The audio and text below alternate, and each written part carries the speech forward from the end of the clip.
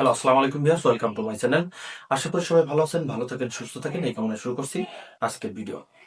তো আজকের ভিডিওতে আমি আপনাদের সামনে একটি গুরুত্বপূর্ণ নিউজ নিয়ে হাজির হয়েছি, যেটা আপনারা জানলে বুঝতে পারবেন সরকারের পে স্কেল বাস্তবায়ন নিয়ে কি চিন্তা ভাবনা। এরকমেরই একটা সংবাদ এসেছে দেশ রূপান্তর পত্রিকায়, যেখানে লিখেছে পে স্কেল বাস্তবায়ন নিয়ে যে সংকেত দিল সরকার, মানে সরকারের এই পে স্কেল নিয়ে কি ধারণা বা কি চিন্তা চেতনা বা কি সংকেত, সেটা এই গণমাধ্যমে আর কি প্রকাশ পেয়েছে।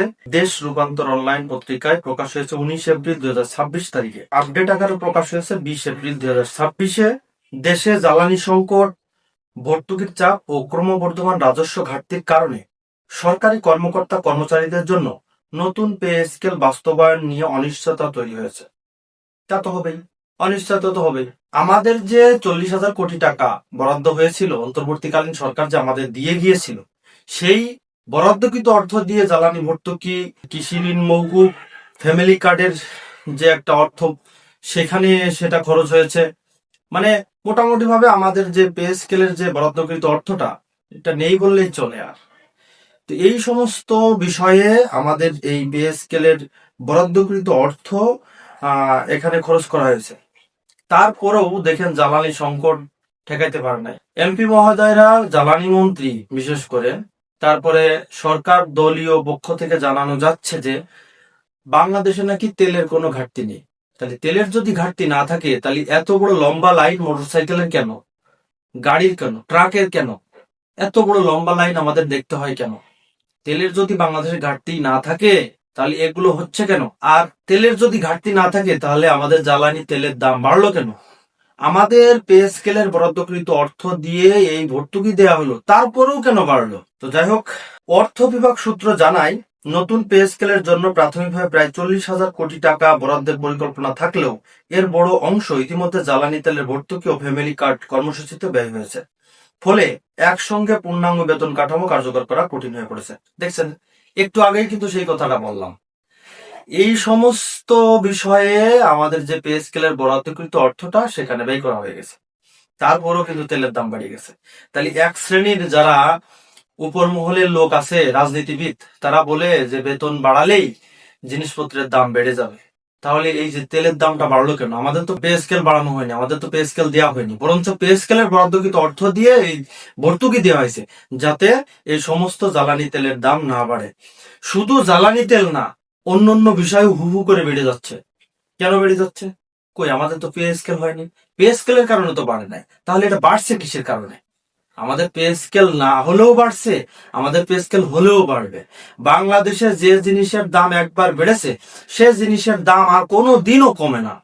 তাইলে সেই 2015 সালের পে স্কেল নিয়ে আমরা এখন চলে আসছি, আর এই পর্যন্ত চলে আসছি। এখন কি সেই দ্রব্যমূল্যের যে দাম, সেই মুদ্রাস্ফীতি এখন কি আছে? এখন তো মানে সরকারি ভাবেই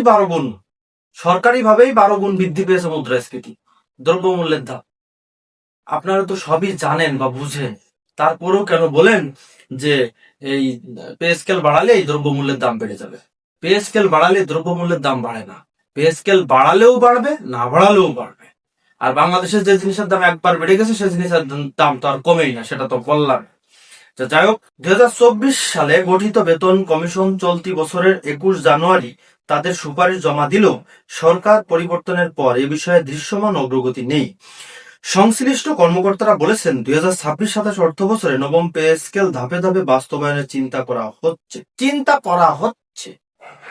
মানে বাস্তবায়ন হবে কিনা এটা সন্দেহ আছে। এ নিয়ে আরো কত বছর অতিক্রান্ত হয়ে যায়, সেই চিন্তাই করতেছি আমরা। আদেও কি আমাদের পে স্কেল আগামী বাজেটে হবে কিনা বা এর বরাদ্দ থাকবে কিনা, সেটা সম্পর্কে আমরা সন্দিহান।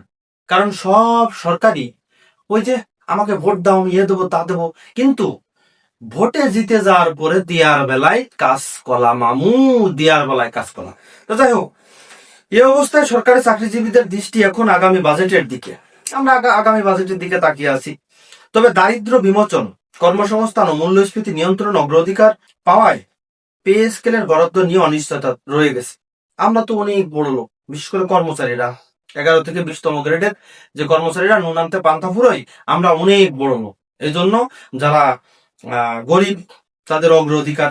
আচ্ছা ঠিক আছে, সেটাও আমরা ছাড় দিলাম, 40,000 কোটি টাকাও আমরা ছাড় দিয়ে দিছি, তাই না? সেটা দিয়ে আপনারা বিভিন্ন ভর্তুকি দিয়েছেন, কৃষি ভর্তুকি, ঋণ দিয়েছেন। ঠিক আছে, আপনারা গরিব দুঃখীদের বাঁচান। তা আমাদের পেটে এই লাথি দিয়ে আপনারা গরিব দুঃখী বাঁচাচ্ছেন, বাঁচান, সমস্যা নেই। আমরা অপেক্ষায় আছি আগামী বাজেটে আমাদের বরাদ্দ আসে কিনা, দেখা যাক কি হয়। উচ্চ মূল্যস্ফীতির চাপে প্রায় 22 লাখ সরকারি কর্মচারী সংকটে রয়েছেন। তা তো থাকবেই। 2015 সালের পর নতুন পে স্কেল না হয় তাদের মধ্যে ক্ষোভ বাড়ছে। দ্রুত সিদ্ধান্ত না এলে প্রশাসনে অস্থিরতা তৈরি হতে পারে বলে আশঙ্কা সংশ্লিষ্টদের। এখন ঘটনা হচ্ছে যে এই যে আশঙ্কা দেখা দিতে পারে, এটা বলেছে কারা? সংশ্লিষ্টরা। তা সংশ্লিষ্টরা এই বিষয়টা বুঝছে, বুঝে শুনেও তারা এ বিষয়ে কোনো পদক্ষেপ নিচ্ছেন না কেন? সরকারি কর্মচারীদের যদি পেটে ক্ষুধা লাগে, যদি দেওয়ালে, এই যে পিছনের দেওয়াল দেখতেছেন, এই দেওয়ালে যদি পিঠটা ঠেকে যায়, তাহলে তারা কি ঘরে বসে থাকবে? অস্থিরতা তো তৈরি হতেই পারে। তখন তারা আন্দোলনে নামবে, নানান রকমের বিক্ষোভ মিছিল করবে। স্বৈরাচারীর পতন ঘটাইছে ইতিপূর্বে কিভাবে, সেটা তো সবই আপনারা জানেন। তাহলে এই কর্মচারীর পেটে যদি ভাত না থাকে, তারা যদি বেঁচেই না থাকে, তাহলে কি করবে? ওই যে মরলে শহীদ বাঁচলে গাজী, ঠিক সেরকমের ভাবে আন্দোলন করে আপনারা বুঝতেই পারতেছেন, সেরকম ভাবে আন্দোলন করে তারা তাদের দাবিটাকে ছিনিয়ে নেবে। তা না হলে তারা শহীদ মরণ উপভোগ করবে। এটাই তো স্বাভাবিক। হয় তারা মরবে, নাই তারা বাঁচবে, বাঁচার মতো করে বাঁচবে। সুতরাং এখনো সময় আছে, দ্রুত পে স্কেলের গেজেটটা প্রকাশ করুন, আমাদের এই আগামী বাজেটে বরাদ্দ রাখুন এবং আমাদের এই গেজেটটা অনতি বিলম্বে প্রকাশ করুন। তা না হলে খুব খারাপই আছে, খুব খারাপই আছে। সংশ্লিষ্টরাই সেটা বলে গেছেন, আশঙ্কা আছে খারাপের।